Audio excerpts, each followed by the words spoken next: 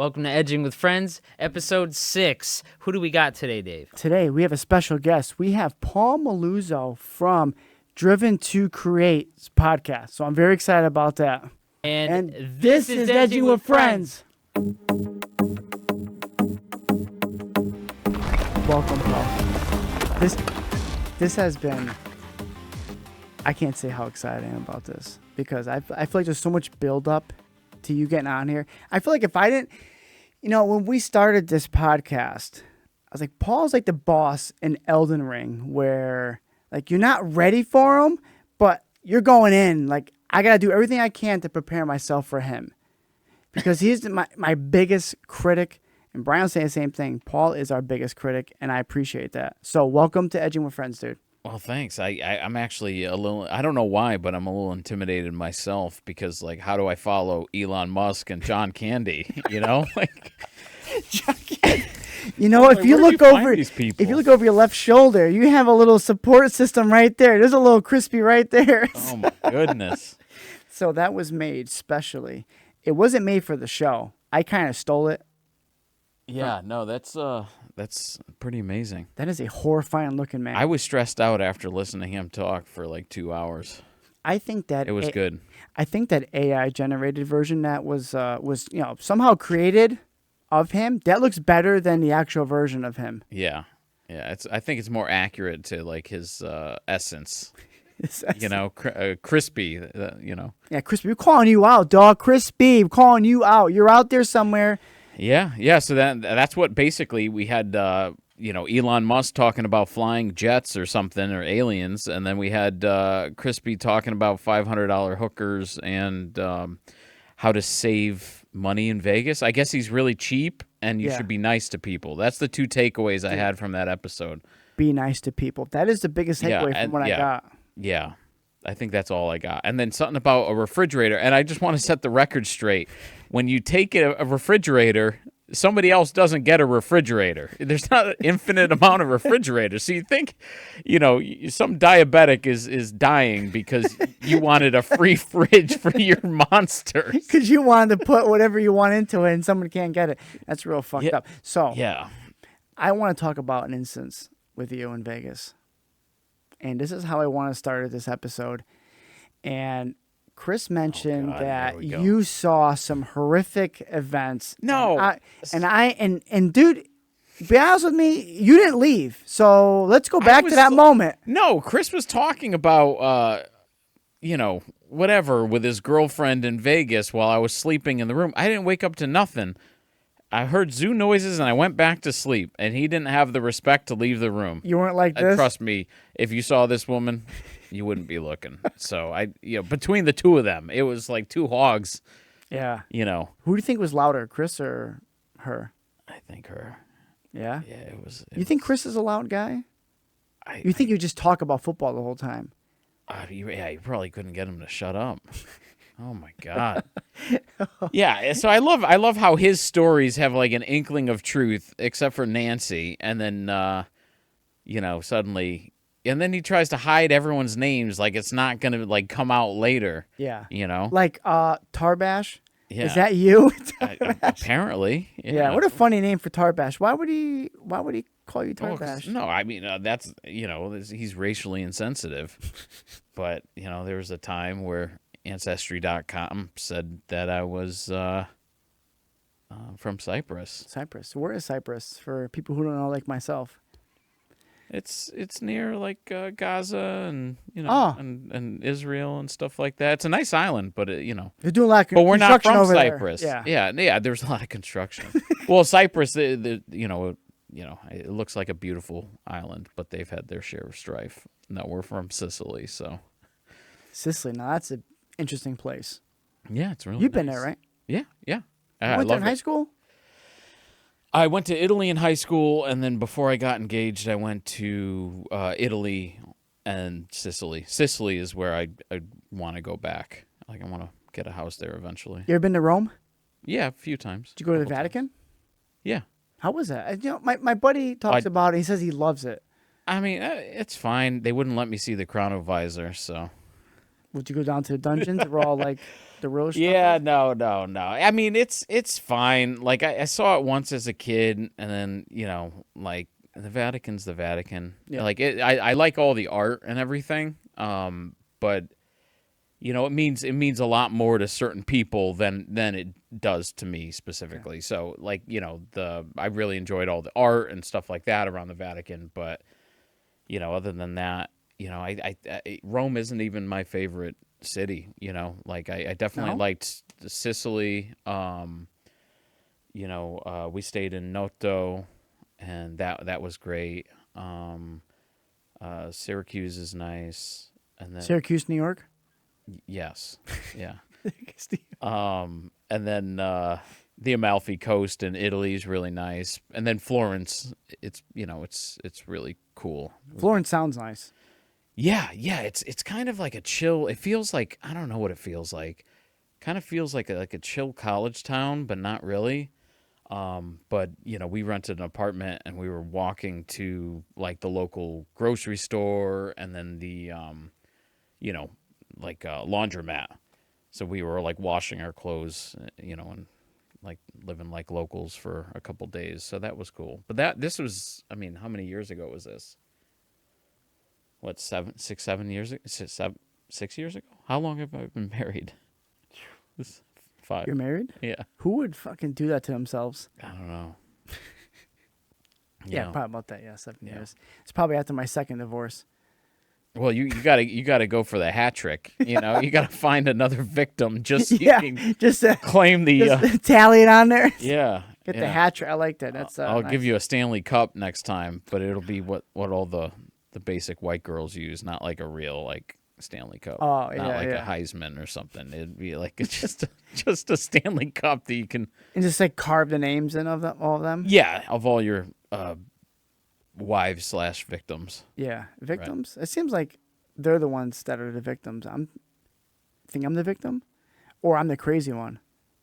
I think it takes two to tango, Yeah, and if you haven't learned by the second time, then you're not gonna learn at all. you're kind of screwed. Yeah. I thought I was here to talk about what do you want to talk about? Like, well, I mean, so everyone knows that we're related, right? Are we related? Was that I'm not supposed to be a Middle Eastern. secret? Yeah, that dude. I'm not from Cyprus. Okay, so I'm half Polish, obviously, and look at him, like he's a Polish Swede, right? Yeah, Lithuanian. What are you? Polish Swede. Yeah. Yeah. Yeah. So my ancestry is like 43% Polish, no, 47% Eastern European, and 43% Scandinavian. Oh, look at you! You're like a little Viking. bit of Jew. So yeah, I've seen. Yeah, let's just say that that's it. Like that tracks. I'm in. Yeah. Yeah. I think it's legit. Yeah, no, I'm 50% Sicilian, 50% Polish. We keep it simple around here. Yeah, So. This guy. Well, let's dive into, play with Crispy a little bit. Pick his nose a little bit. Yeah. I watched your latest episode, and you did kind of like a biography of yourself. Mm-hmm. And there was a point where we kind of lost touch, and watching that, I learned so much about you that I didn't know. So we were. Yeah, you turned your back on me for a number of years. You ignored me. Yeah. Anyways, you went through a bunch of business ventures, and you went through a whole bunch of stuff. So let's go back to Pep Boys. Let's go there. Oh God, yeah, that's before any business venture. Yeah. So what led Pep Boys into you deciding that you wanted to say, I'm going to go my own? Besides shitty supervisors and shitty bosses, like what made you, like we were putting parts away and dealing with people at the counter. Yeah. What go, because then you went from there to VSI, right? No. So it went from Pep Boys to the dealerships. Dealership. And then I was in parts. Then I went to car sales. I sucked at car sales. I used to like sleep in the cars and stuff. Watch Syriana when it came out. I saw that in the Honda Pilot. How are you not going to know your cars if you don't sleep in them? Exactly. You need to know. And then from there, I was starting to get frustrated. And then I basically sold a car to a minivan, Honda Odyssey, to a That's guy. a red flag. To a family man. And Flag. Is it really?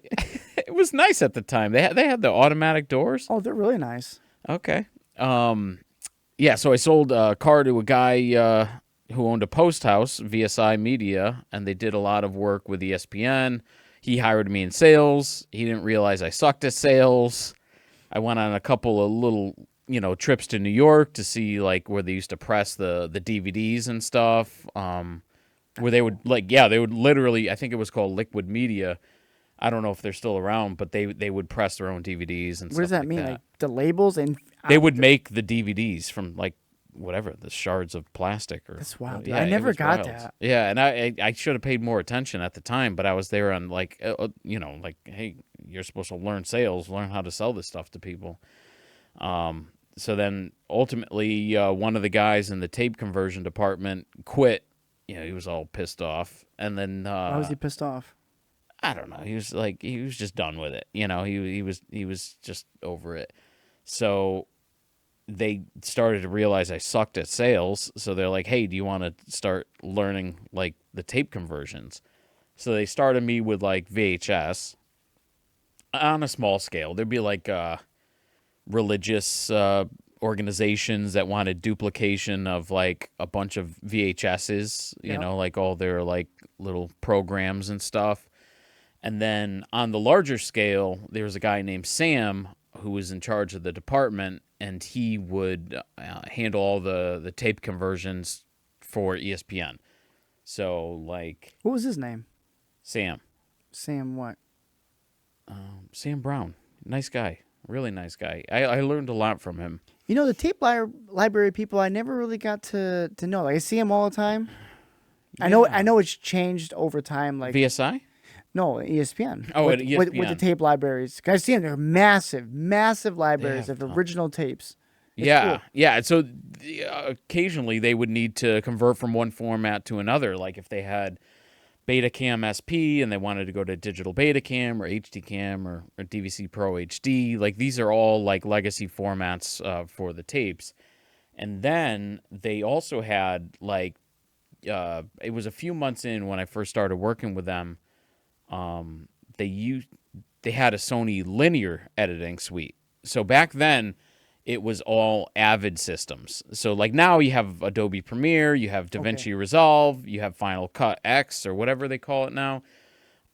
Back then they had $100,000 plus Avid systems, and it's funny because you have like Avid now as like an editor, just like Premiere and stuff like that, and it's only a couple $100 or whatever it is. I hate Avid, but back then it was kind of frowned upon to use Final Cut. So like I've heard of Final Apple Cut. Final Cut. Oh. So I started learning on Apple Final Cut 7.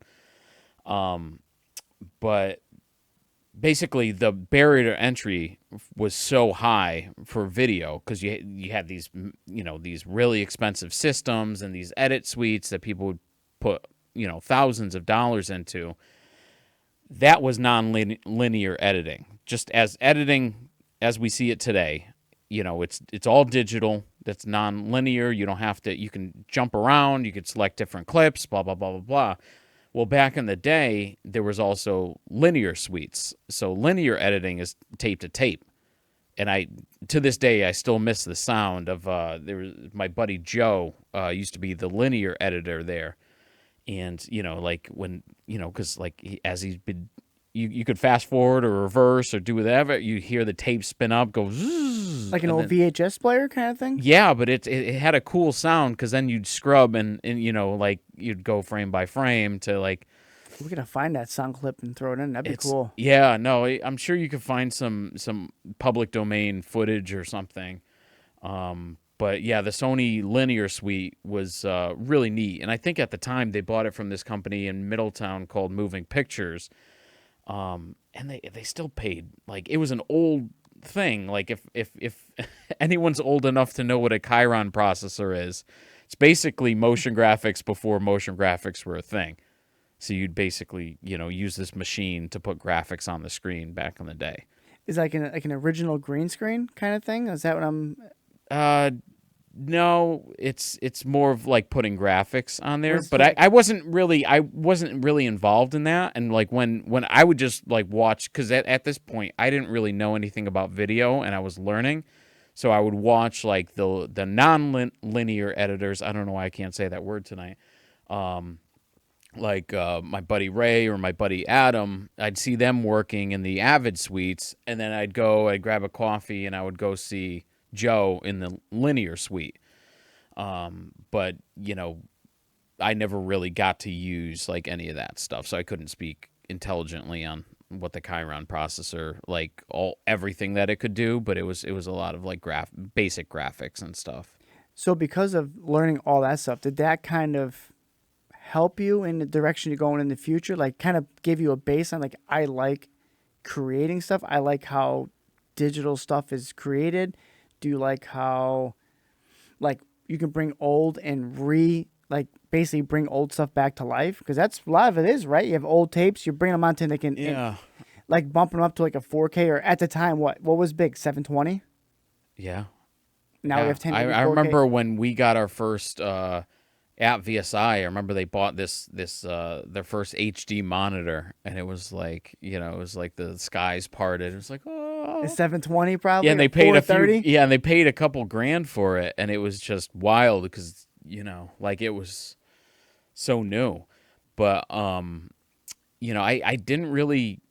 It's funny, as a kid, you have you gravitate to certain things, but you don't really know where it plays in the grand scheme of things. I was never like, an artist as a kid. I made like solar systems out of foam and stuff like that, but I wasn't good at drawing. Like, but I loved recording things. Like I'd pick up the VHS tape and record with you guys. Oh, like Stubby the Bear. Yeah, and then like the Jackass videos and stuff like that. Yeah.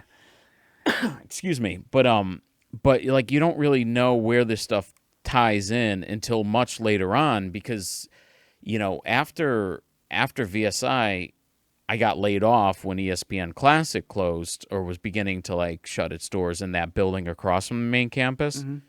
And then I was working under the table for that auto shop, Tommy's place. Oh yeah, Tommy's. Yeah, he would just yell at me all day. So, but basically the way I got back into it, excuse me, shouldn't have had 2 cigars today at that. And how many beers did you have earlier? Doesn't matter. I'm sober now, so it doesn't matter. It wore off. Wore off. So let me ask you something. Yeah. So when you said you like recording, did you like bringing stuff to light?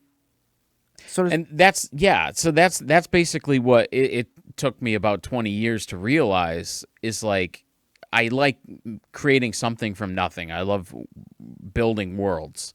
I'm really good at that. I'm not good at like sustaining things. I'm not good at consistency. I'm not like I lose interest so fast in most things. That's probably because of our ADHD. Undiagnosed. Yep. It's that time. Yeah, you should really provide your guests with water and stuff. Do you want a water? Well, it's kind of too late. We're for that out right now, so who gives a shit? We're out of water.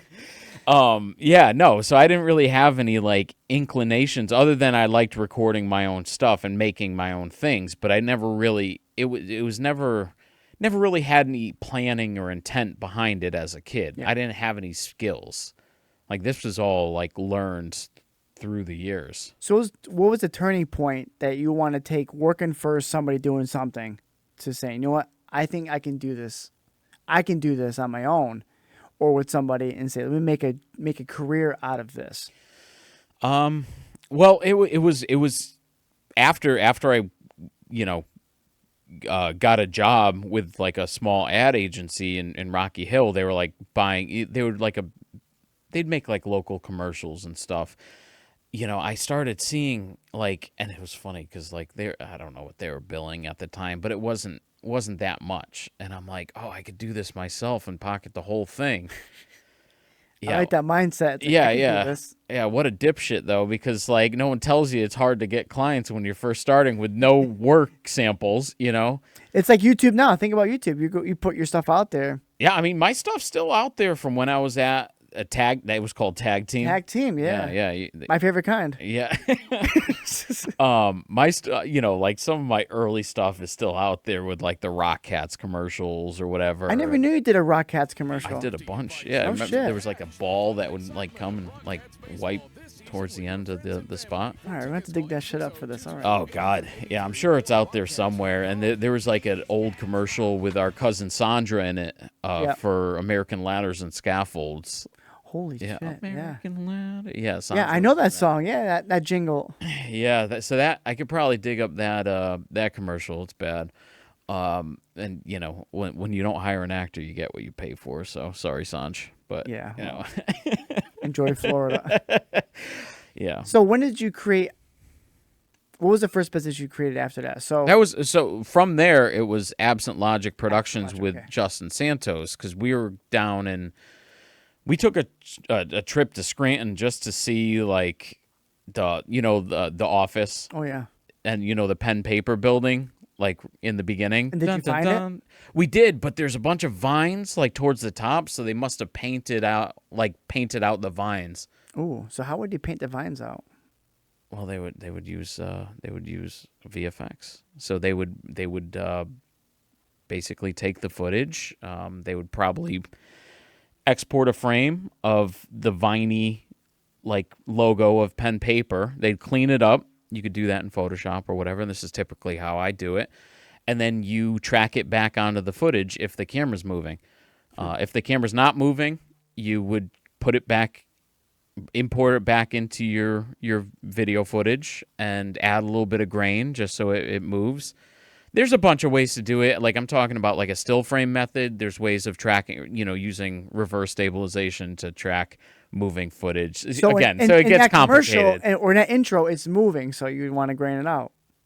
Yeah. Well, I mean, that one I would probably use like reverse stabilization to capture that area. And it's a flat plane, so it's a lot easier. It's not like, it's a cat's body, because it moves. It has a lot of contours and stuff. Like flat planes are much easier, especially since that building, I don't think there's any perspective change, Because if I remember, it's just like a tower in the background, right? Yeah. So there's not much perspective change, and I can't remember what the camera movement looks like. So when they did that for the intro, they probably cleaned it up, or they just cleaned it up in real life, and those vines grew back by the time that we saw it in 2007. Yeah, they've been off for a while, right? Yeah, Sure. yeah. So So what was the whole purpose of creating that business? Like, what was your end game? Your mission game? Like, what did you want to do? Basically, no. So we were in Scranton going to see the stupid building. I was complaining about my job.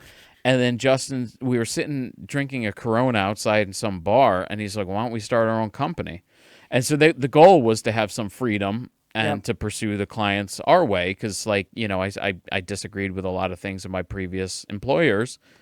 I like how you put employers on that. Well, I had 3 bosses.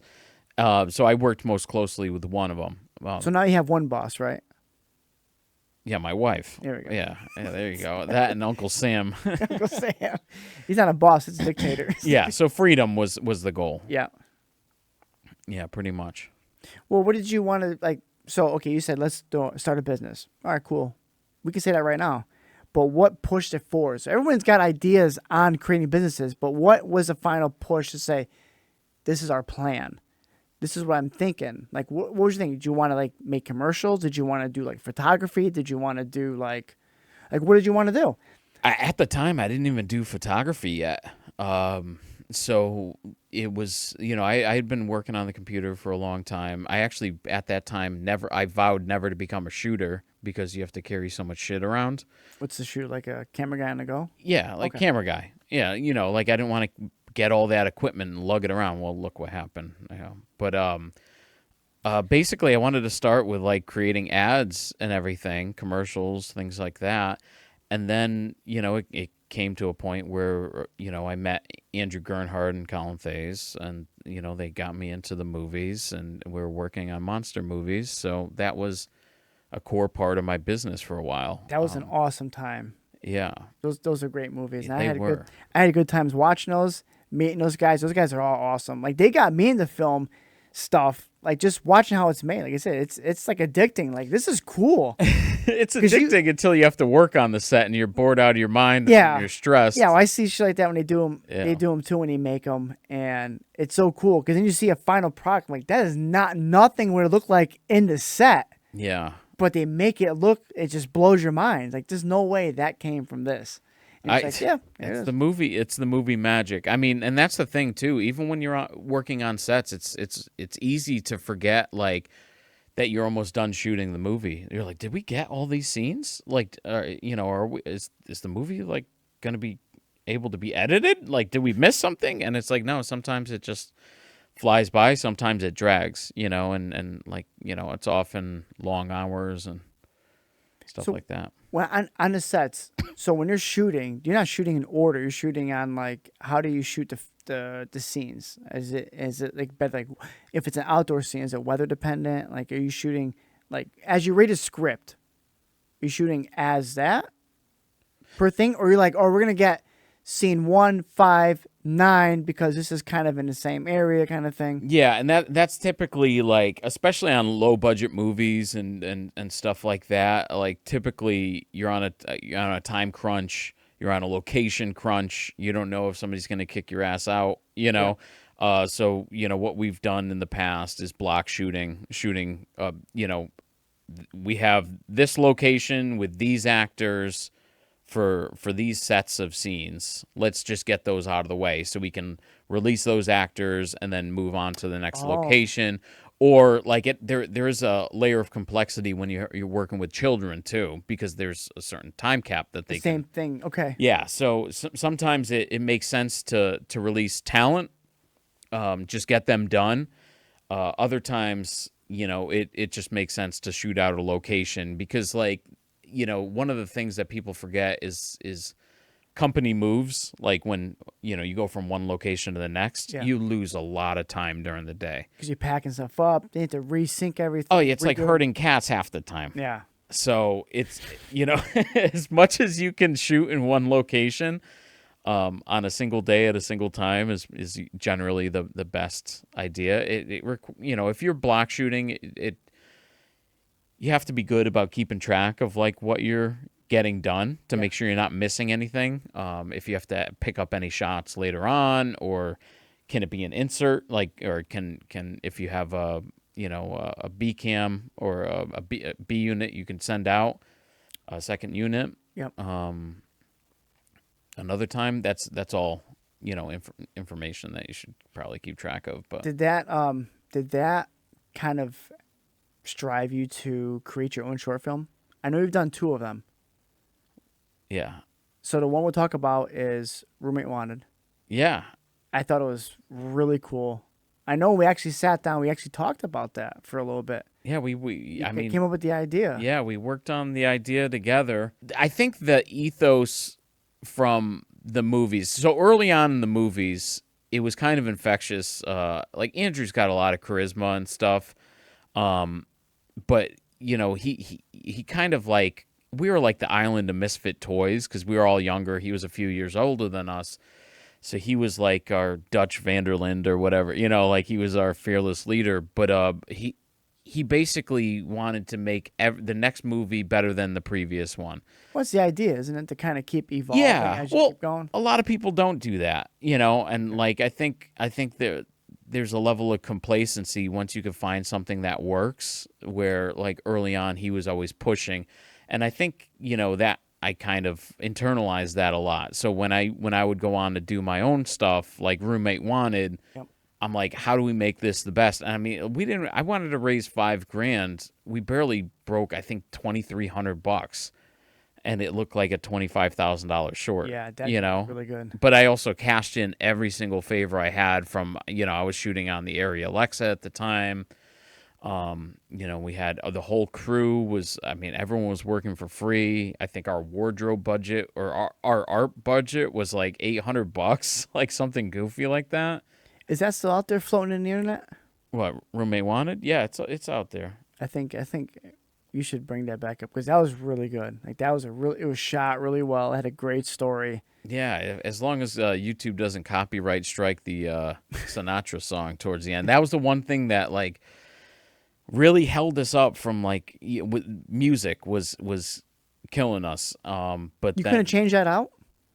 I could. I just need to put the time in. Like at the time, my buddy was Mac Guastamaccio was helping out with the score for the whole thing, And that was like the one song where it was like, oh, we didn't have a recording for it, and that it's a bullshit excuse. It should have been out. It's definitely out there, but I think you should let it leak out a little bit. It's crazy because now the premise of that doesn't really relate to nowadays because of no one goes on Craigslist. Oh shit! I didn't even think about that. Yeah. So you'd have to make a modern day version. It'd be like a marketplace.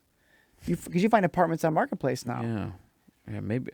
I mean, however, at the end, how you saw her on Facebook messaging people, Facebook dating or Facebook marketplace. That's right. Yeah, we can adapt it for modern audiences. I like that. One of my favorite scenes in that movie is, it's when in my car you're looking out and I see your mom walking when you hit the dog. Yeah. Oh, and really? your mom comes over. She's all concerned. I'm like, Chachi Bell. I'm like, there she is. Yeah. I use my family as extras, but to get what you could get. But yeah, that was cool. Yeah, that was actually my friend Pete's car. Obviously, the tire screeching was sound effects in post because we know what are those Cobalts don't really move that fast. So my car was in it too with a bad headlight, scratched windshield, and he made that all go away. Really? Which car was that? The Mercedes. Oh, yeah. And then remember we're in it and you're like, we're on the back pushing it to look like it was driving. The poor man's process. Yeah. Yeah, to make it look like that was so cool. Yeah. Yeah, I mean, it feels like so long ago that we shot it too, but yeah, we have to dig that up. After that, what did you do next for business-wise? So you and Santos obviously moved on to something else after that. So was that the shop in Middletown that you had? Yeah. So I had an office in Middletown. I love that office. Our friend Aaron would come in like once a week, and he'd play video games. Oh, Aaron, the one who printed Chris, yeah. And then I think Justin showed up to paint.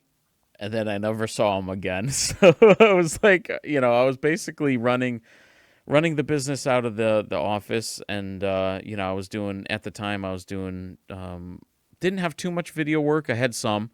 I did web design, graphic design, and I was into photography at that point. So I kind of had my hands in everything. And I've always done motion graphics since the beginning. What'd you end up doing next after that?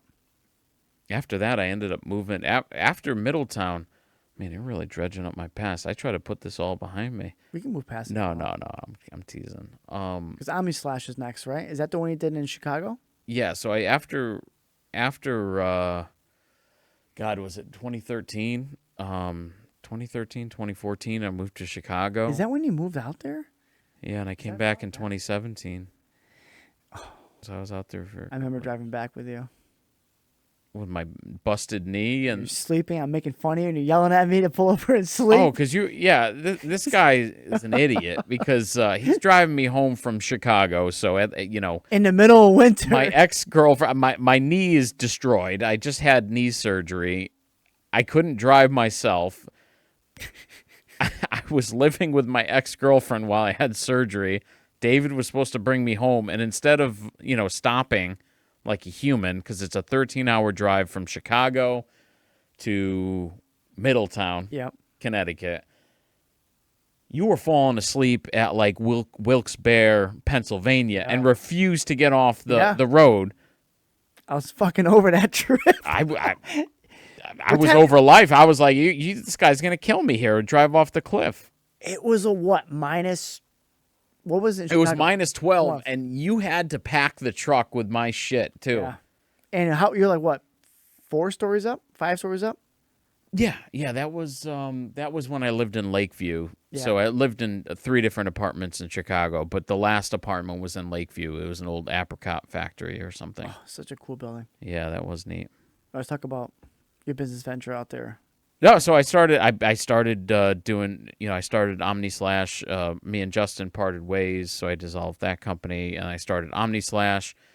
I was still doing web stuff. I was still doing graphic design stuff. I was still doing video stuff and photography. And then I got looped into, brand events like corporate events, cosmetics brands, stuff like that. We ended up doing an event out in Paramount Studios in L.A.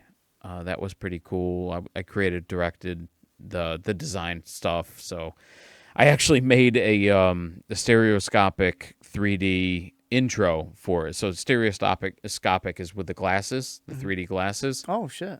So that was a learning experience. Me and Colin Faze made that. So you're still in contact with these guys, even though you're out there too? Yeah, because I was still working on the movies infrequently. Like they didn't, like. Did you fly out and? Yeah, I would fly out a couple times a year, fly back to Connecticut. You miss doing those? And just the movies? Yeah. I don't know. Cause I feel like they went I a different do. direction after a while because they did monster movie stuff and then they slowly evolved and started doing It's like Christmas stuff. Christmas stuff. So I still help them out with the credits now and again, titles and things like that. But like, yeah, it just doesn't really interest me to like be away from the family for a couple of weeks or a couple months. And like the money back then, the money wasn't great, but now the money's a lot better. So why do you let's hold that? So why do you think that is now? Why do you think money is better in production? I feel like a lot of those guys and girls that do that stuff, they do it because they love doing it, not because they get paid well. Yeah, well, that's kind of the problem. Is like a lot of the creative stuff, whether it's movies, music, and stuff.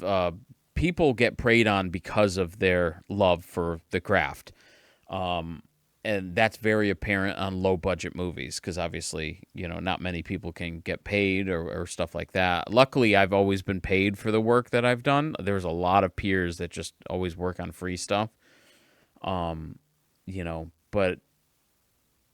Yeah, I think once you get a big enough budget and once the unions get involved, like there has to be money spread around because the union's probably like a safer bet.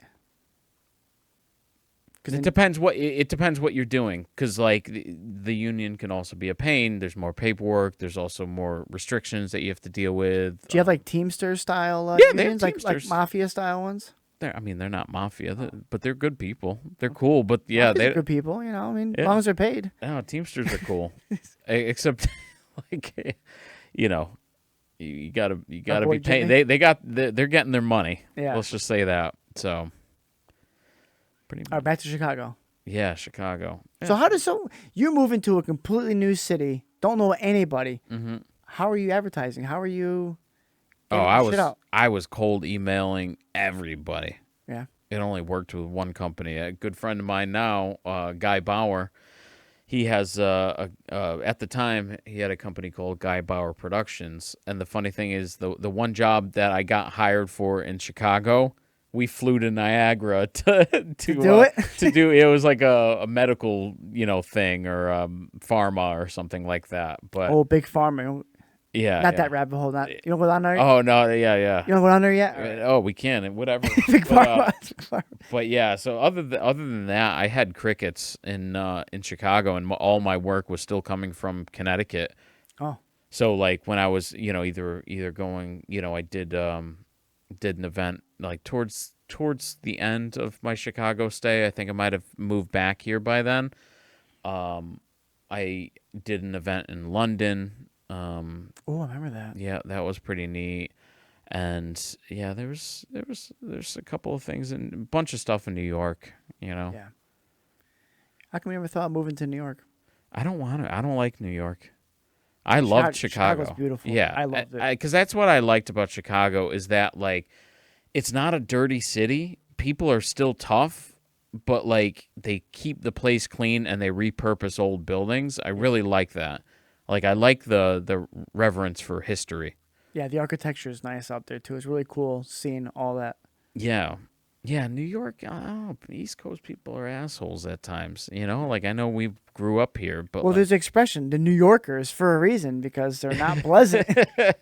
Like, welcome to New York. No one cares. Yeah, no one does care. And Chicago still has that Midwest hominess, but if you cross them, they're gonna beat you up, Yeah. But I like that.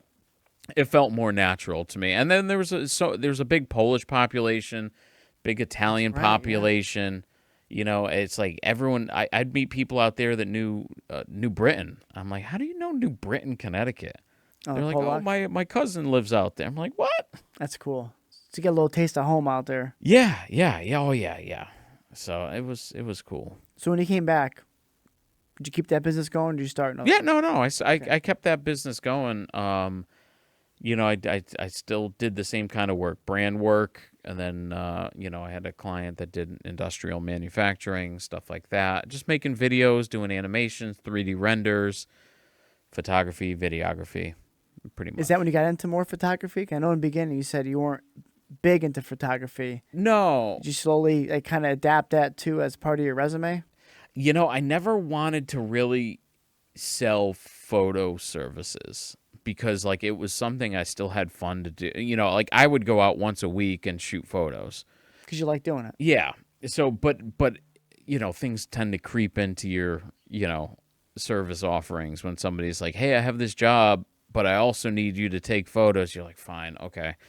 But no, I was by the time 2010 was there, I was already well into photography. By the time like we had Assault of the Sasquatch, Alien Opponent. By Alien Opponent, I was into photography. I was just bad by then.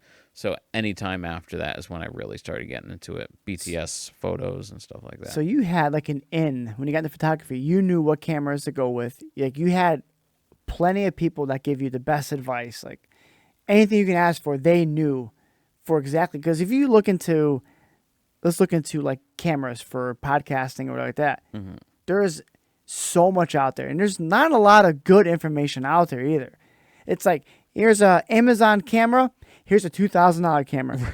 I don't know what I'm doing when I'm doing it, but you saw different cameras, and you saw, well, this camera does, like a Sony does this, or a Blackmagic does this. Like, you know, certain cameras do this. So you had kind of like almost like a head start in that industry. Like I knew what kind of lenses you needed, because on the films, you probably use special lenses. And then if there's like motion to that, they probably use a different kind of lens. And you start learning what the lenses do, what the cameras do.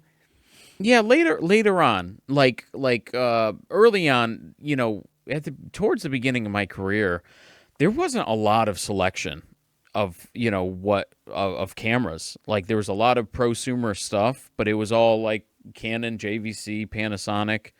Just not that many. Standard fare. So there wasn't like you know, there was this old you know, Star Wars lightsaber battle. It was like a fan film. That's towards the beginning when it really started interesting. Like VFX started interesting me. Was of interest to me.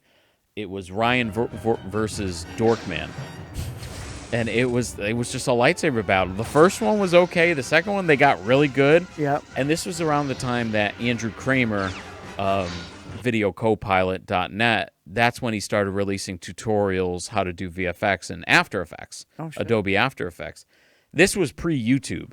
So Wow. Andrew Kramer was like, you know, the guy that really got everyone into VFX, and it all started with lightsabers, which is one of my early videos with you, because I think I recorded that in high 8 tape.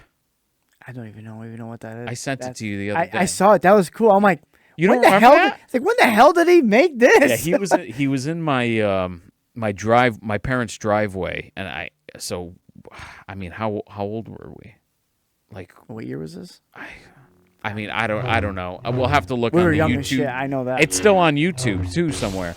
But so like, okay, so you said it was before YouTube. So how did you, we're so spoiled now with YouTube and social media. Like I don't even remember how we even got stuff out there prior to that. Well, there was like Justin TV. Do you Justin remember TV? that? Yeah. But those I thought that was one of the channels you get to get like your free like porn and sports and stuff. Well, yeah, but Okay. there was also like there was a model, I forget what her name was, but she was friends with Justin.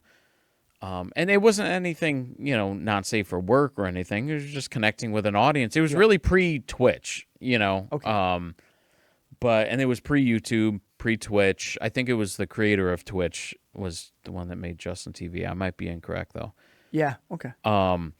So there was that, and then there was people's sites. They would host. They'd have Flash players like FLV. JW Player was like a big, player to like play video. You had Real Player before that, buffering and stuff, but there was little ways. The thing is like, I think we're eventually going to go back towards the smaller community stuff. And that's kind of how it was. Like, even when Justin TV would pick up or whatever, like, it's not the millions and millions of viewers that you have today, like on watching a YouTube channel. Mm-hmm. It was more localized packets of people. More like community-based. Like, it's more... Yeah. You have your circle of film people that'll come watch it. Like, you're not getting someone who doesn't like that to come watch it because they can't find it, not looking for it. That's the thing. It's like now, like, people, because everything's curated for them with YouTube, like the algorithm does all that. Like Edging with Friends is cutting grass. Yeah, and somebody's going to see your thing hoping it's a landscaping podcast. Well, surprise, motherfucker, it's not. Or they're hoping to edge, and then it's just two bozos talking about film right now. They're gonna be like, I feel, It's like, I'm close. Yeah. Jesus. But because like everything's curated for us, and then we kind of unknowingly curate our own algorithm, like the algorithm. Yeah. Is that all done by AI too, the algorithms? I'm sure it is. Yeah. All right. I mean, I'm sure it's like. So how does the algorithm It's work? a black box. You don't know how it works. Like, and that's the thing. Like X.com, YouTube, Instagram, everyone does things their own way. Like, when people say algorithm, it's kind of like a bit reductive because, like... It's like a generic term. Yeah. So, like, everything has weighting, know? So it's like maybe X.com, whatever, Twitter, whatever you want to call it, maybe it doesn't like you using external links, linking away from the site. Maybe they're trying to keep everyone on the site as much as possible. So maybe that reduces your reach a little bit. Or maybe if you're doing this certain thing, it expands the reach because you're like getting more. Basically, everyone wants people on their site and engaged. So the more they can retain you, the more that you'll get the viewership, more you get. Maybe it works for advertising for them too. If they have on their own advertising hosts, you can watch it. Yeah, feed more ads in, and like with Instagram, it seems like over the past year, the brain rot stuff. Really, I hate it so much. I know you would. Dude. It's like the guy's talking about philosophy, and it's a video of a guy hitting a hammer. It has nothing to do with the audio. The cat brain rot. Ooh, and the cat spins around, dude. I love that shit. So, that seems like it was Meta's solution, where it's like, if you engage with this stuff, because it's just like, it requires no effort from you, but they have this formulaic structure where it's like they hook you within 5 seconds or whatever, and then they just delay the payoff for like 30 seconds, and then you want to kill yourself after, It's like a dopamine rush. Yeah, it sucks. Yeah. I hate it because it's making content worse, and it's like, my partner and I, Tori, we call it spaghetti content. Okay. You just throw it against the wall and see if it sticks. If it doesn't, then you move on to the next It's just a real piece of garbage. Yeah. Over and over and over and over. Yeah. So, and no one knows how to get viral. Like, I'm sure other people have, prescriptions and stuff that they follow to, basic things like the hook to keep people interested, delaying the payoff, and, just taking them through an emotional journey. Like, there are things like that, but you don't know, even if you follow that, if something's going to go viral. Like, my buddy tonight, I was at a surprise birthday party, and he was showing me a video of his on Instagram that has 1 million views, and it was literally him, like a time lapse of him like cleaning snow off of cars, and it was like, it didn't make sense. I'm like, why would this go viral? But it he had 1 million views on it, where the rest of his stuff has like 2,000, 3,000. I think, to be honest too, with hooks and stuff like that, I think if people are looking for something that's not the ordinary, and you make something that is raw, natural, and like unprovoked, people are gonna watch it. It could be something stupid. Guy taking guy shoveling snow. Just something that everyone can relate to that. Yeah. Maybe nothing happens. The guy just shovels for 5 seconds, and it's like, I'm hooked on it. I don't know why. Well, you know what I liked is when they started popping up where the cutting of the grass. They would just surprise people with cutting the grass. Yeah. I was Those like, are great videos. yeah, I'm like, oh, this is delaying me going outside to cut my own grass. It's like a form of escapism or something. I don't know. Those like satisfying videos, like I don't know what they trigger in our brains, but Well, you probably look at it as making something because he's taking something that's destroyed or Yeah. ruined and he makes it beautiful. And you're like, this is how I see film. This is how I see the work you do. You take something that is a bunch of shambles, like, let's make it perfect. yeah. Well, that's like one of the things I always loved doing was creating textures for 3D models and stuff. And, you know, like I went on this signs kick. I would just design signs to, you know, to buildings and stuff. And I still have like Jidziniak Deli or whatever, Really? like home with a big sausage. Oh, yeah, wow. yeah, Dude, where the hell is that? I'll have to send that to Yeah. you. Yeah, but I would just make a bunch of signs that would be textures for video or for 3D, so you can put them in 3D environments and stuff. And I love that like world building aspect. Ian Hubert is like a 3D artist that works in Blender. I'm a Cinema 4D artist, but he does all those like cyberpunk or like post-apocalyptic type animation. He's insane. Yeah. And you know, it really got me into like that world building aspect of like I'm gonna create like a whole universe out of nothing. Like when we play Minecraft and make an entire city. Yeah, and then Maybe not as great, but no, your New York strip, whatever the New York you had the Flatiron and yeah, I had the Freedom Tower. the Freedom Tower. Yep, I had the Citibank building I made one. I made a pencil tower, and that was my personal residence in there. That was with the elevator and everything. That worked. Yeah, that was pretty cool that you did that. I was too busy. I see that's the difference between like not every creator is the same. So it's like what you would do is you would replicate something from real life down to the dimensions and you would finish it. I was more like an urban planner in the game, so I would flatten large parts of the areas, do all the streets, and then I would have all these unfinished buildings of my own. But they would never get finished because I was more focused on expanding the footprint, you know, like Logistics and stuff. logistics and things like that. But it was like both things are creative, just in different ways. And that's why I like your whole podcast setup, Driven to Create, because creation is anything. It is Like anything. it's a broad thing. Like you can create some, like you said. Like I don't care where the shit comes from. Just make sure I have enough material. This is what I need. And I like getting the stuff. I'll find a ways. We had the computers in Minecraft, and they auto generated. And they did the mining, did the farming, the turtles. yeah. Yeah, They did all- yeah. I'm like, Computer I just crap. want all this stuff, and I had my little robot dude went up, and I started yeah. building it. Started building buildings. Yeah, that was Like my thing was creating the structure. Yours was getting the materials. And we all had a purpose in there, which is cool. Mm-hmm. yeah. Because I no. couldn't do it without you doing that. I was like, I'm not doing this. And that's the funny thing is because like I feel like everyone's creative, but if they don't seem like they're creative, they're just doing the wrong thing. So like, you know, in my career I've met a lot of people in marketing who wouldn't traditionally be considered creative. It's like, why are they telling me what to change when they're making bad creative decisions? But they can be creative in how they apply strategy in other places. Like giving critique on creative doesn't make you not creative. It's just like maybe that's not the area that you could pull this creativity from the ether.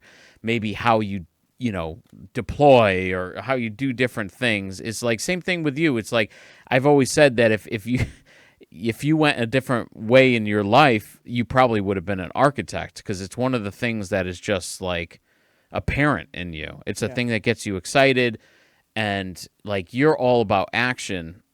You like to get things done so you can reflect on it and see. I like the thrill of starting something new.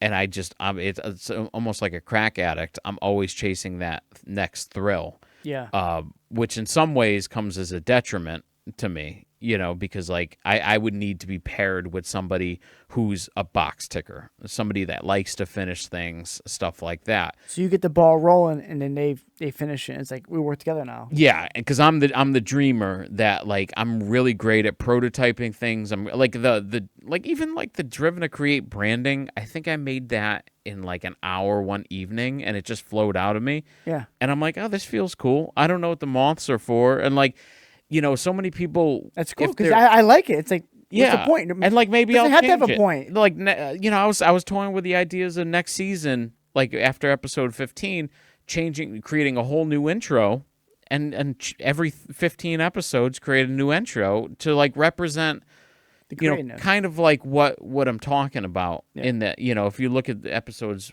0 through 11, and then see where I go for the next 3 episodes. And then 15 to 30 are going to probably sound much different. Like, look at the world we're living in now. Like, back then, I had all these hunches about AI, but I did not realize how fast it would pick up. I always said it would happen fast. It would happen faster than even what I predicted. Yeah, it happened really fast. Yeah. And speaking of AI, let's talk about Epically. Yeah. So my partner, Tori, and I, we were doing all this client work and stuff. We started seeing budgets go down a little bit. It was like pulling teeth to keep projects flowing. They would get stuck in the pipeline, waiting for approvals, waiting for this, that, and the other thing. And we were just kind of getting burnt out. Like we missed a bunch of pitches. Like we pitched, some for some good jobs. We kind of got hosed on a couple of them, and I had made this script generator. It was just a basic script generator, 2-column ad scripts, like visual and audio, 2 columns. So you could describe what happens in the script. It's pretty common, in using a 2-column script for like marketing ads. Yeah, because you want to have a video and then you want an audio. So Right. You know what you're seeing, what Yeah, you're hearing. technically it's 3 columns because there's duration in there too, so you could show how long that shot is. But I kind of just made it as like a weekend project. I thought it was pretty cool, and then it kind of just sat. I made it public for a while, and then like the work was really starting to like get to us. So, my partner was like, "Why don't we turn this into a real app, like a full-fledged app where we automate the whole content creation workflow for marketers?" We know what sticking points they have. That we know they have issues with writing in their brand voice. Yeah. Because like you can write a script with ChatGPT, but it ain't gonna sound like your company. And What's it Nike gonna sound sounds like? different. Like what's that? So what would it sound like? It'll sound generic. Like even if you tell ChatGPT to speak in a certain tone, Yeah. it'll do that, but it won't. Like humor comes in many forms. So you could tell it to be funny, but what's funny to you and your brand might not be what it comes out with. So, the biggest thing was like we need to make scripts sound on brand. Like it So needs how do you do that? You want me to give away the secret sauce? Well, no. So basically, like brands have a lot of great resources into how they speak, and their website is probably first and foremost the most obvious one. Looking at their unique selling proposition, looking at the copy on their website, how they describe products and stuff like that. How do they solve problems? And then you look at stuff like their brand guidelines, which every brand has, and that's like a copyright guideline too. No, it basically says like what they represent, how they look, how they sound, do's and don'ts of what to do with the brand, how the logo should be handled, how their voice is, their brand voice, and their messaging. All that shit's like written in. Yeah. I mean, you can have a 30-page brand guidelines, or you can have a 150-page brand guidelines. Shit. So, like, I'm in the midst of creating a function that basically ingests brand guidelines. It parses it, stores that information, so then AI can pull from that information to inform, like, is this script on brand or not? And kind of get like confidence level. Like, is this high confidence that this is on brand? Is it medium, low? How would you rate it? And if it's low, like, what changes would you make in order to, satisfy that? That's wild. Let's take a 5. Let me take a piss, and then we'll come right back. Okay. Stop recording. Okay. And we're back. We took a little break. Today's sponsor, we just want to say thank you to Dubby. Dubby, that's right. That is our sponsor of the show. Gaming fuel for all you gamers out there. And trust me, all of us are gamers. Use code EWF for 10% off. Thank you. He cuts to me sleeping. Don't cut to me. Not part of your hawking products. No, I want that in there. I'm not part of this. I like it. Good. Thank you. Thanks for still having me. Yeah, we didn't say, hey, thanks for coming. Yeah. You're like, oh, we're going to stop for a pee break, and then you're good for tonight. It's like, hey, we'll send you the check. Oh. All right, Wait, I'm getting paid for this? No, I am. Oh. Okay. By you. By me? By... Yeah, checks in the mail. Let's dive back into the AI world of Epically. So let's catch up to where we just left off. Where do we leave off? Oh, you don't know? AI is taking over the world. AI would normally fix this for us, but now we have to do this manually the old-fashioned way. Yeah. I mean, I'm a big fan of AI, obviously, but I also acknowledge that it's going to make the majority of the world dumber because, like, you could see it with people who use ChatGPT a lot. They just don't read, and it's easy to have it do everything. So, I think it's going to be really important for us to think more, and use critical thinking, and make decisions. Because it's so easy to just write in. So we had the internet to search it. This is even making it even easier. It's even more specified to exactly what you're looking for. It'll do all the work for you. So yeah, you can search in Google for Dubby and it'll find it, but this will go even deeper into it too. Yeah. Right, using AI, like if you specifically want what is the #1 rated Dubby flavor, right, and it'll go into probably peer reviews inside there versus Google will just give you the website. Yeah, it'll aggregate a list of websites where people review this Dubby tub and say what's the pros and cons and stuff like that. The trouble is it's now doing the thinking for you. So you can't ever give up your thinking when you're using AI. You need to guide the process, not let it guide you. And then the other issue is, AI hallucinations are still a thing. What's that mean? Sometimes, AI gets it wrong, and it might confidently say something incorrect. And if people just offload all the thinking to whatever the AI is doing and then present something as fact, like in a blog article or something like that, they could be completely off without validating what the AI produced. But it'll think it's right. Yeah.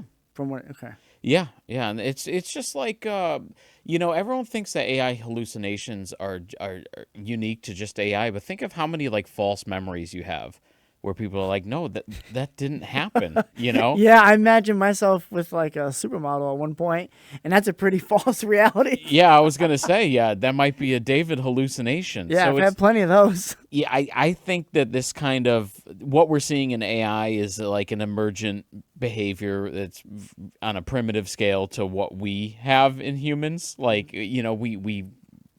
we forget things, we misremember things. AI suffers from the same stuff. Even with larger context windows where it could fit a whole lot of information, like even GPT-5 that just came out, it's still going to forget stuff.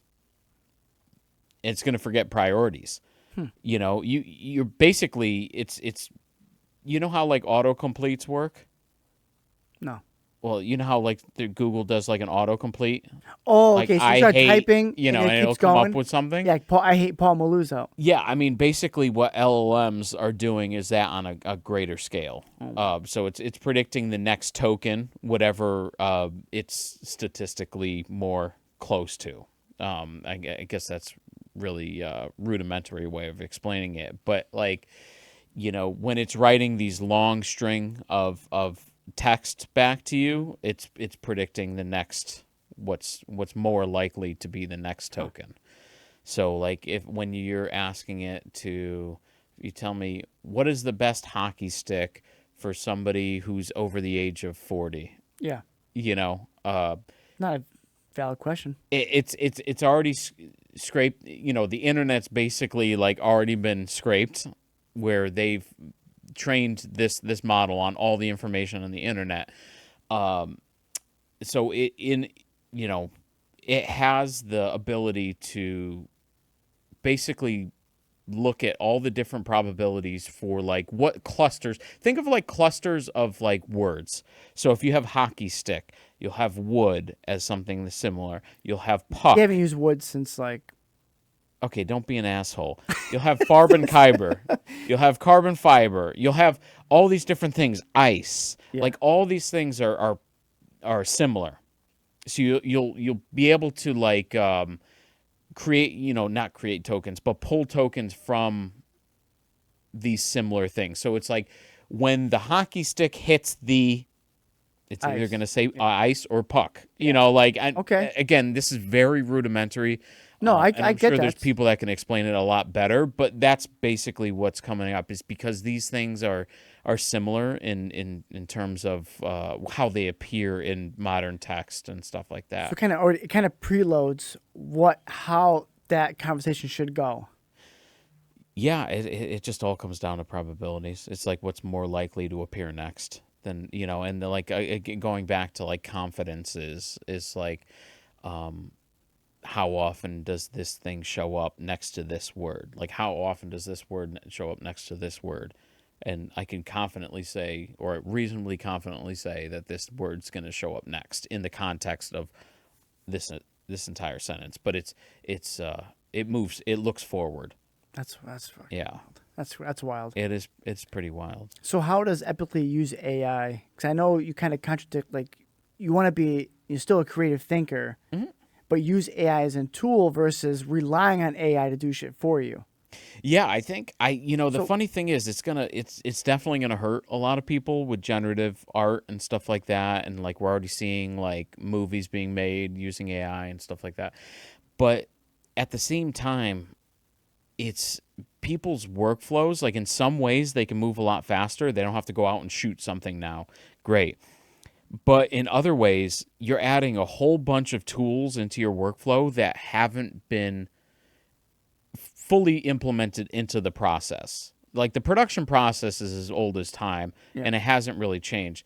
But now we're throwing a bunch of more tools into the process without seeing how it fits in the bigger picture, because, people think that, like, let's say somebody's like, I have a like water, like liquid death or something. Let's say we don't want to do product photography anymore. We want to fine tune a model so it always shows our liquid death can in whatever we want it for, any setting or whatever. Like you can add it right here if you want to.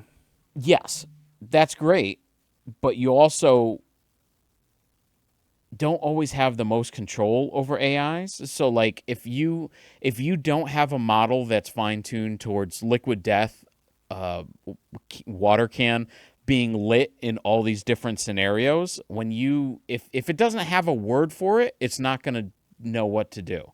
So like it's hard to art direct the perfect shot if you don't have a specifically trained model for it. And even then there's still some element of unpredictability. So like if I were to fine tune a model of this liquid death can, and I would say, this is a liquid death can in a studio environment with a white background.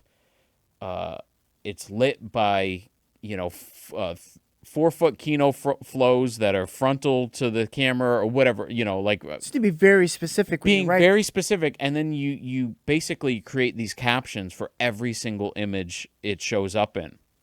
And luckily, like these days, you could fine tune a model with as low as like 20 images. But it might get the can wrong. It might get the can's writing wrong. It might screw things up with some of the lighting.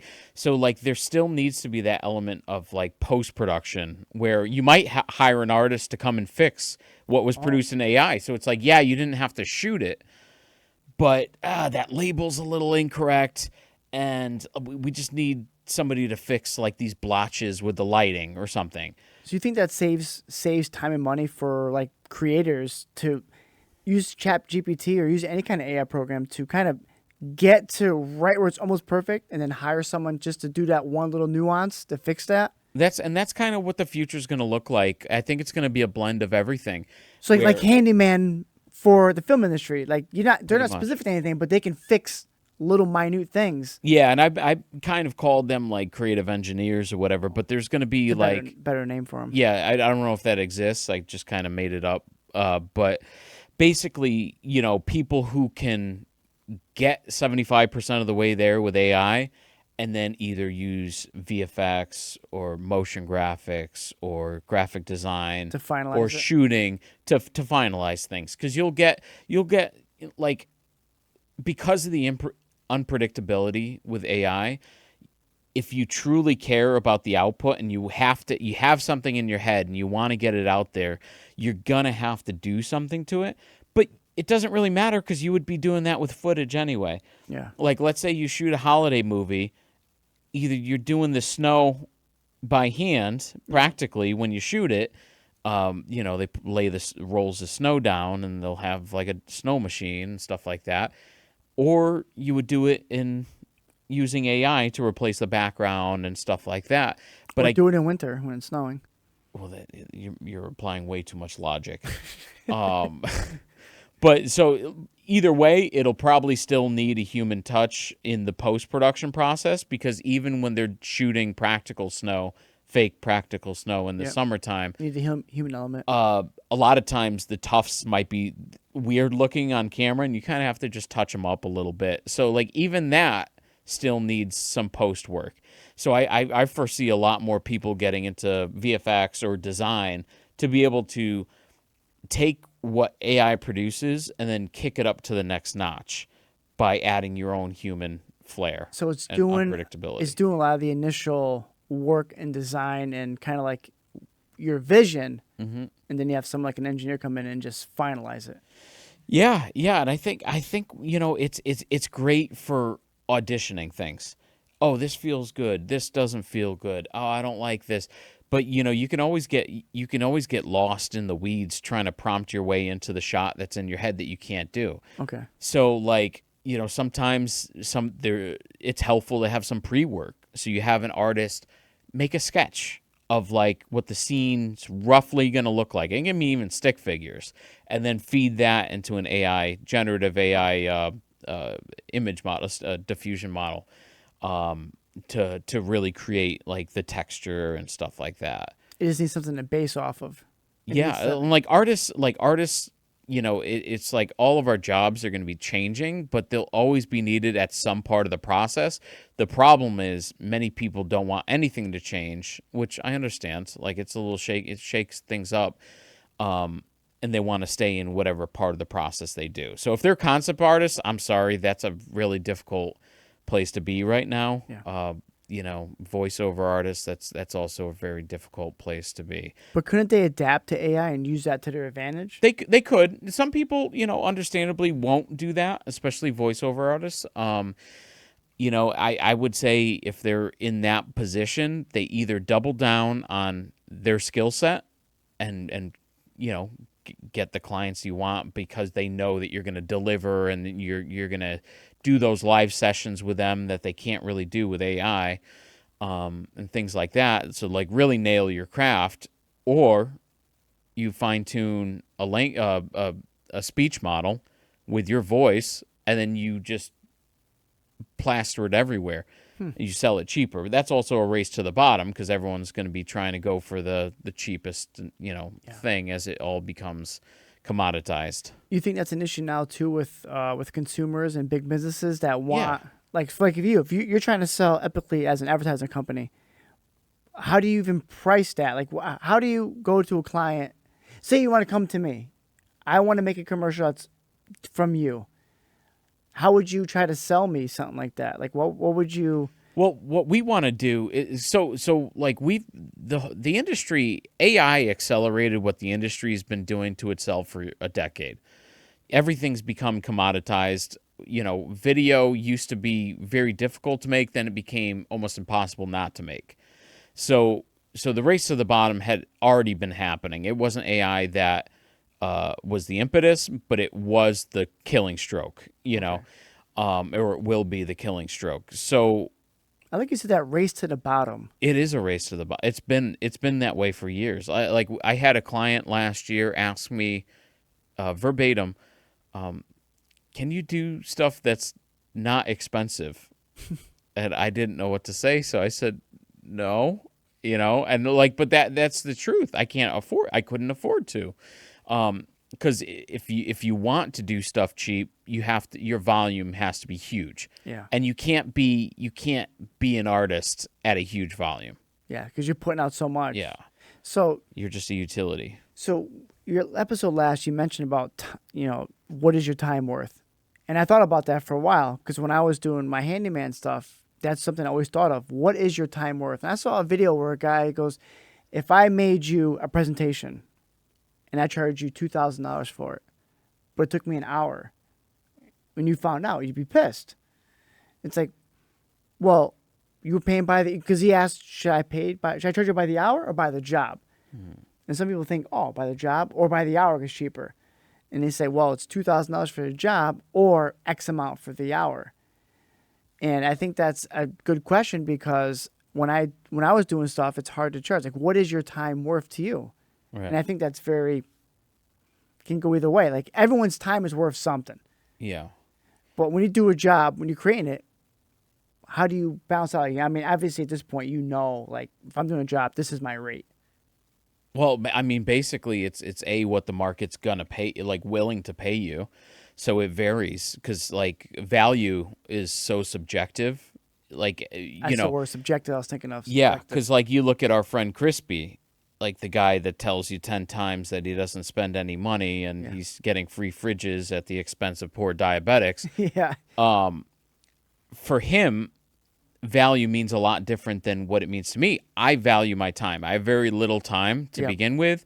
I have a child. I have a wife. And I have a business to, while still building this software app. And for me, it doesn't make sense for me to, spend time on stuff like, do I really want to manage my bookkeeping from Excel, or do I just spend the $20 and use QuickBooks because it automatically classifies things for me? It does a lot of stuff. For me, it's worth the $20 because I would be spending more than $20 worth of my time in order to get that stuff done. Yeah. That's how I feel doing the podcast. There's some things that it's better to just have something that can do it better and like professional versus than me trying to figure it out. Mm-hmm. Like I said, I'm working all the time, so my time is minimal too. It's like, how can I make my job easier by making it look professional? I'm just going to pay for it. Yeah. And like you said, Crispy would be like, oh, I can't believe you paid for that. It's like, well, I don't have all day to try to work with this shit. Well, like what I was telling you last week, it's like I think I was on your YouTube channel and it looked like you had 78 videos. That was more, and I had said if a client wanted to, you have what, 6 episodes? Yeah, this is 6 right now. 6 episodes plus a shit ton of shorts per episode. I mean, we'd be over $200,000, in like a bill. Like it could range, obviously. Like if a client said, like, listen, it's going to require minimal work from you. I'll give you $15K an episode, and then a few extras for the cuts downs. We would take it on. We'd probably complain a little bit, and we're like, okay, it really is not going to be a lot of work. There's minimal editing. Okay, we can make this work. Minimal hands needed. Stuff like that. You guys were able to do that for the cost of an AI editing software, Yeah. which is a couple $100, Less. $100, $200 Yeah. bucks. So it's like the price has gone down exponentially. And some people might be looking at this and be like, "Oh, I'd love to get a podcast for a couple $100,000." But if you think about like the amount of work you would put in to produce 6 different prior to 2025, where there's no AI, clip editor or stuff like that, and you have a hire an editor to make 75 shorts. Let's say he can make 15 a day, 20 a day. Yeah. You're still paying a few days worth. You're paying a week's worth. You're gonna pay. I mean, they're about $1,000 a day. Yeah, and for an they're editor. watching over and over, trying to look for the spots. And like now, I wrote a script just for myself where it exports the transcripts of my episodes. It finds key moments, and then it creates markers in my Resolve timeline because I still use Resolve. Oh shit, that's cool. So it's I think now it's going to open the doors to a lot of people that couldn't previously do this. Just like how when DSLRs started recording video, that was huge. iPhones, that was huge. Final Cut 7 is what really opened up the world of editing to most people. So there's been multiple stages, even throughout my career, where we've gone from tape, to digital. Tape to different tapes, then to digital, and then like it's kind of wild to see. What do you say in the next 5 years? What does it look like? What does what look like? The AI world. Let's go podcasting, for example. Like, what do you think it's gonna be in 5 years? Like, I think that the entire internet is going to be oversaturated, and I think it's really people are just going to be so tired, and it doesn't matter if it's AI generated or not. I think there's going to be a large packet of people that are going to fight against AI and only support human creators, but I think for the majority of the population, they're going to gravitate towards stuff that they care about, and they're going to have the ability to curate their own collection of stuff. It's not going to be curated for them. Right now, you look at one, rage bait video on X, and then you're served 1,000 of those rage baits. People are going to get tired of that, especially when AI is replicating that 100-fold. So they're going to start curating their own entertainment, and how they would listen to news and things like that. So I think it's gonna go down to smaller channels. Like even YouTube just recently said the amount of subscribers you have doesn't matter. They want to see how engaged people are. Like, are they sticking around? Are they watching the whole thing? Are they liking, commenting, subscribing? It makes a big difference. So keeping retention. Yeah, I think that's probably the hardest part is how do you get to stand out against, like I said, be yourself. That's what, like, you guys have a much more like a podcast that's appealing to a much bigger audience than mine. Mine's very niche, and even within the creative fields, like mine's very niche because I talk about like the philosophy of like creating and stuff like that. A lot of the creative YouTube channels, they're just straight tutorials and things like that because people can get that payoff within 30 minutes. They're going to go from point A to point B. My podcast usually raises more questions than answers. But it's something, follow-up videos too, which could be, could be follow-up stuff. Yeah. So I figure what I'm going to do is add some more long-form content where I'm showing the whole creative process, but for a specific project. Like I think the first one I'm going to do is like how to make a portfolio website, for like a creative freelancer, how to make a portfolio website in the style of like an 1860s newspaper ad. That's pretty cool. Just show the whole process because it's not just web design, it's not just graphic design, but there's a whole bunch of stuff in there. So, and in relating to how we're building epically is we want to automate the parts that people don't want to deal with, but don't take away opportunities for humans to be creative. So we're going to take them through the whole process, but make it easier for them to go through that creative process. So run me through a situation where I come to you and want advertisement. Like, what is your procedures, and what do you want from me? Like, so run it through, like, I'm a customer of yours.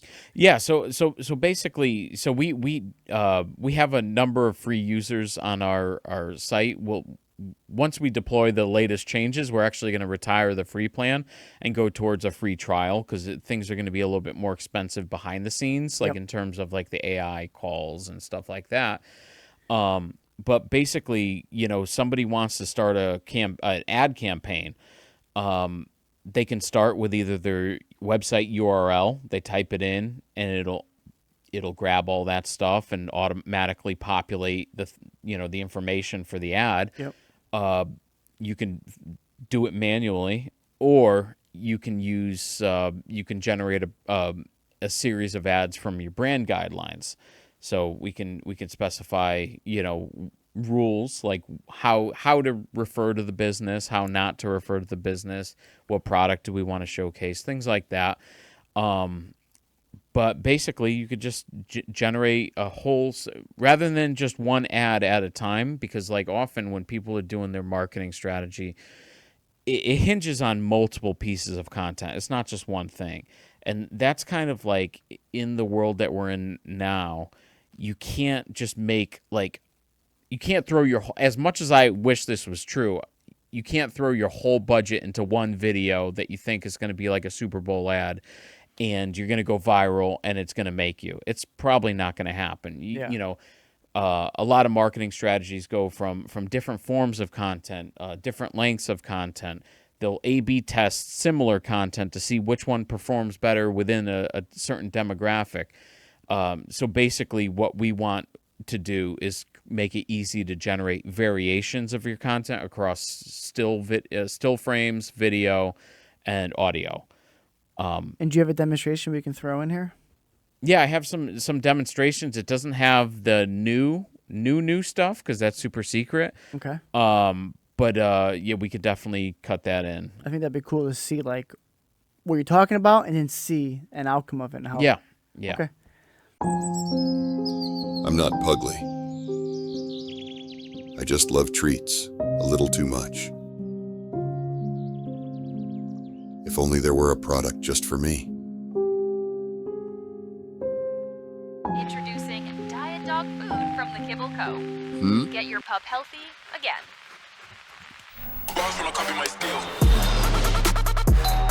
Got my heart, no.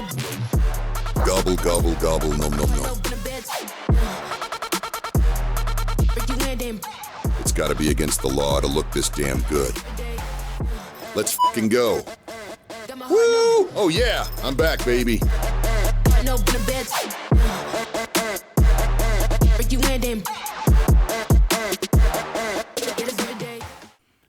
I love it. I think it's cool. Oh, thanks. I'm working. So I want to go somewhere different. Oh, here we go. AI. I'm gonna need a drink of the Yep. Celsius. Oh, sorry. Is this a W or is this Celsius? It's both. I put both. Oh, all right. I want to know, does CERN use an AI program? I don't know. Do I look French, or is it That was Belgium? That was Belgium. You know, China's making another CERN. French and Belgium are pretty close. China's making what? Make another CERN facility. A Large Hadron Collider? Yeah. And I figured you would know. I want to talk about that. I didn't with know about that. Where are they making it? you. I don't know. Could be What anywhere. province? Dude, I just knew that, and I figured you would. He doesn't know because he's racist. It's racist. I just think I had no CERN idea. is super interesting. You think that they opened a black hole or like a portal to another dimension? Mandela effect. Mandela, you think that Shazam?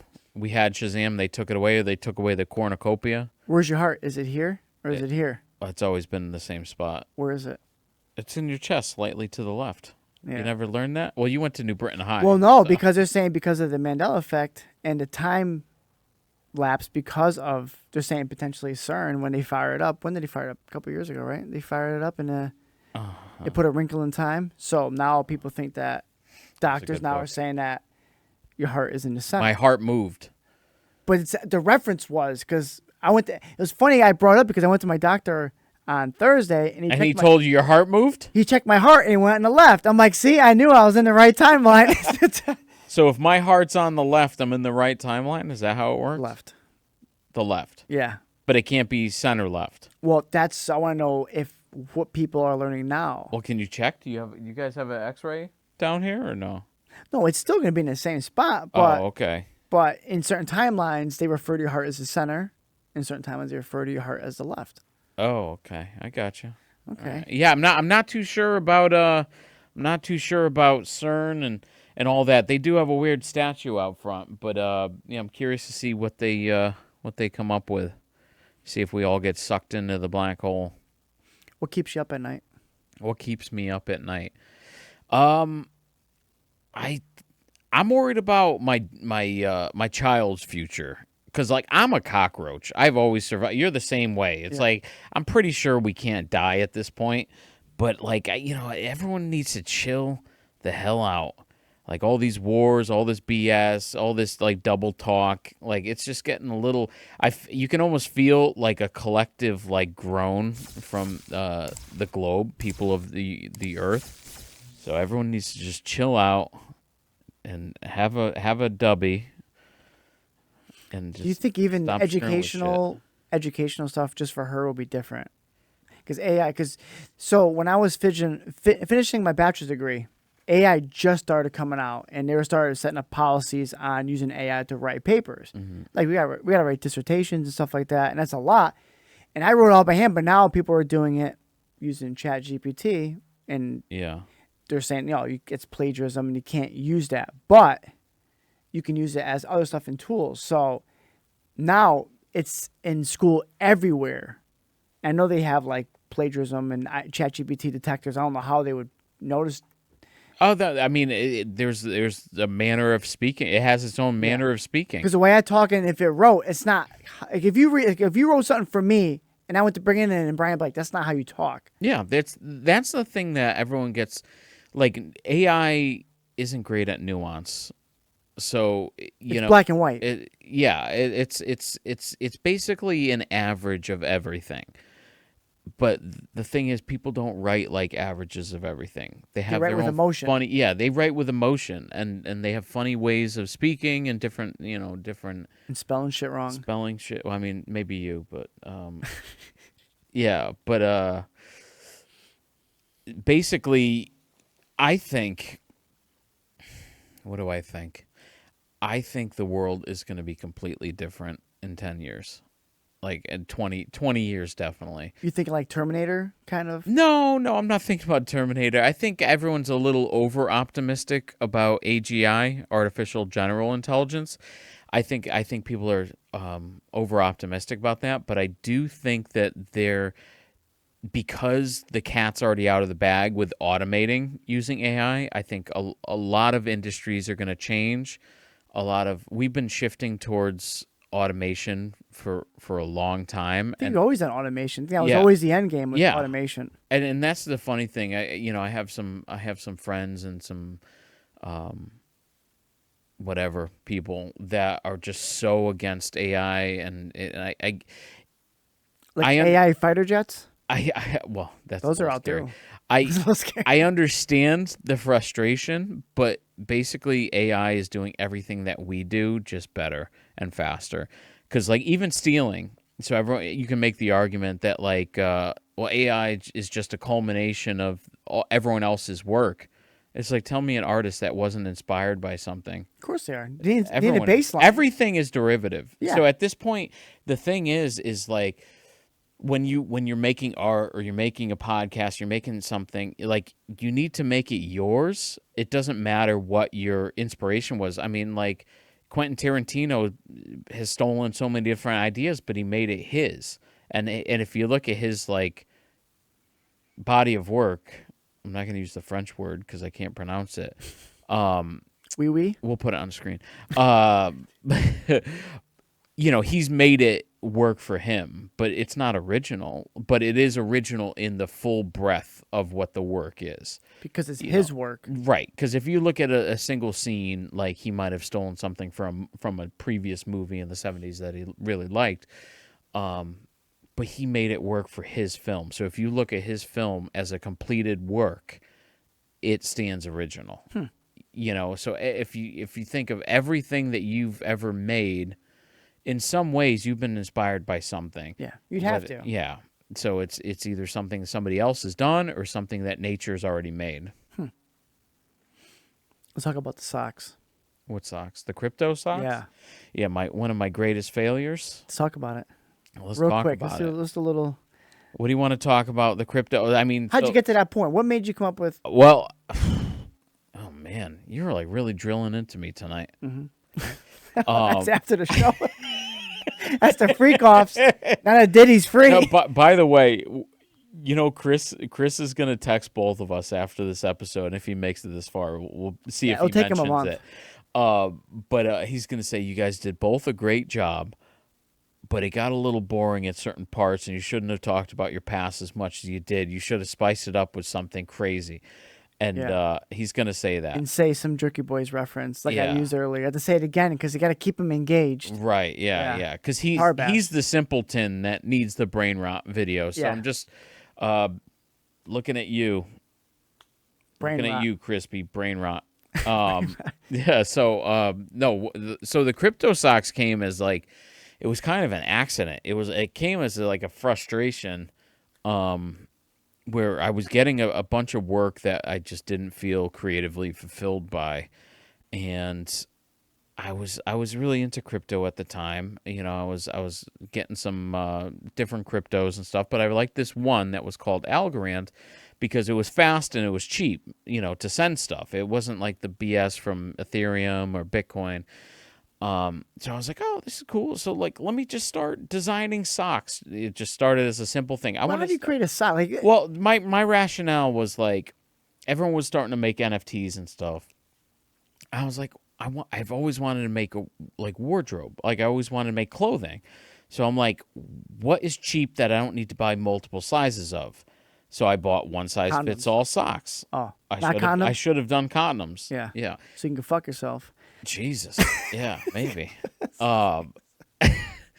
So I started designing these socks, and it started off really simple. And then my dumbass thought it would be a good idea to question, like, what if I could put NFTs in socks? And everyone, you know, like any normal person would be like, okay, that's the stupidest idea I've ever I don't heard. even know what NFT is. I thought it was just pictures. It's of a stuff. JPEG. But basically, what I started asking myself, I was like, oh, I want to design, I want to have a fulfilling thing, but like, what if I used near field communication tags, kind of like what's in your, everything, Like an air tag. yeah. What if I use that to basically validate somebody's ownership of this NFT on the blockchain? So I would embed this garment NFC tag that was waterproof and stuff like that. And of course, like, it was the biggest pain in the ass because no tailor would understand what I was asking. I don't And they were understand all old ladies who couldn't speak English either. Are they Russians? No, it was every it was literally every nationality, but like there was a few times I brought it in and they throw out the NFC tags. I was like, you guys are costing me a lot of money. Don't I throw need these those out. in there. Yeah. I'm like, you need to sew this under. And like no one got it. So that was a pain. But my brother-in-law and I partnered up with this really good sock company in Canada. And they did high quality prints and stuff like that. But basically, I applied with this idea for this NFC/NFT sock. And NPC sock. I had gotten a grant for it. Oh shit. Yeah. But I also, at the time, didn't know how to code. So I was hiring a dude out from maybe Russia or something. I didn't know how to code, but from the beginning, I was like, I'm How do paying you find him. a dude from Russia? He was. This is why I trusted him. He was in like the Discord servers for the official. You trust Discord servers? No, but he was for. It was such a small developer community where I was like, if he's in this server for Algorand, he must be legit. It's the official server for Algorand. Okay. He was looking for work. There was a few other people that seemed a little shady, so I didn't like follow up with them. But basically, I'm paying him through this grant, but the grant pays out in milestones. So you don't get the whole money until you satisfy all the It's milestones. like YouTube. You have to have certain milestones to move yeah. on to the next level. Well, it turns out, like, towards the end of it, so I had started learning TypeScript and JavaScript just to keep up to see what he was doing. When he would push changes to the thing, I'm like, I need to be able to at least read this. I don't have to learn, know how to code it, but I should be at least able to interpret it. And then towards the end, the leadership of Algorand changed. Meanwhile, like, it was a pretty lukewarm, like, there were some people that supported the project, and there's other people that, like, I applied for a grant, and, like, there were people, like, just flaming the project, being like, oh, it's a grifter. It's like, I'm like, whoa, I'm paying out of my pocket to, like, get this developer started before I even got a dime. I'm like, I'm not grifting anybody. But then there were some people that really liked it. So, towards the end, he wasn't really delivering everything that would satisfy the milestones. So I was like, oh, shoot. So, like, inside of 2 months, September, October, I had to learn how to code JavaScript and code for the blockchain. So that was pretty crazy. Yeah. But still use that information now? That knowledge and shit? Yeah. Oh, totally. And I still love Algorand. I still have. I mean, we probably sold, I don't know, like 100 pairs of socks.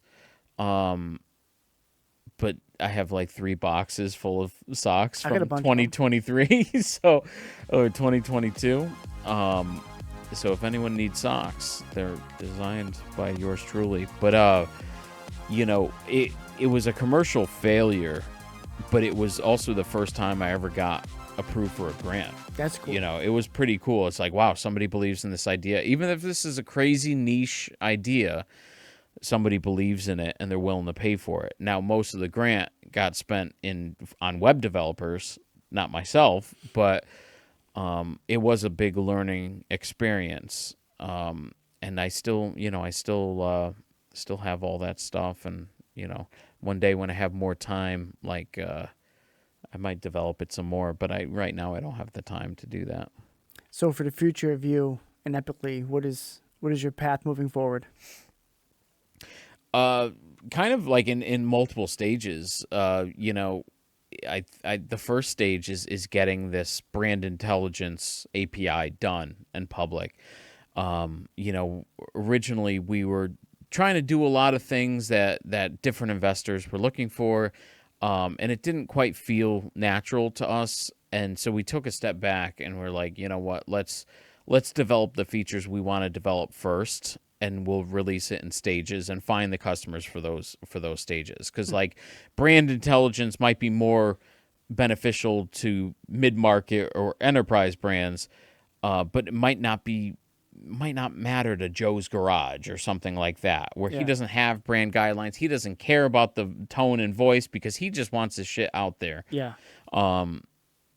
So like that might not be as important to him, but he might want to automate social media posts, video ads, and audio ads, like get on podcasts. And that's what we're developing for. That's cool. Yeah. Cool, man. Yes, that's where we're at. All right. I'm glad you came. This was good. Well, that's what she said. Here all week. Yeah. What are we at for time right now? Does this guy ever talk, or? We are at 1 minute 45. Wow, 1 hour 45. So 2 hours. Wow. So you guys are pretty consistent with your that was good. timing and stuff. That was good. Yeah. How'd I do? That was good. You're really chatty for someone who's a fucking. Oh wow, that's. No, you're good. You're really. That's super offensive, David. I feel. You know what is funny is I notice when people sitting here, like as much as is, I want to say like stressful, they really just unload. It's pretty stressful. It's funny because like I'm always talking myself or interviewing myself, like interviewing other people. It's kind of hard to get interviewed. Yeah. I just feel like once you're like in the scene and you're on camera, like you just like they're there, you just don't even care. Are you still rolling?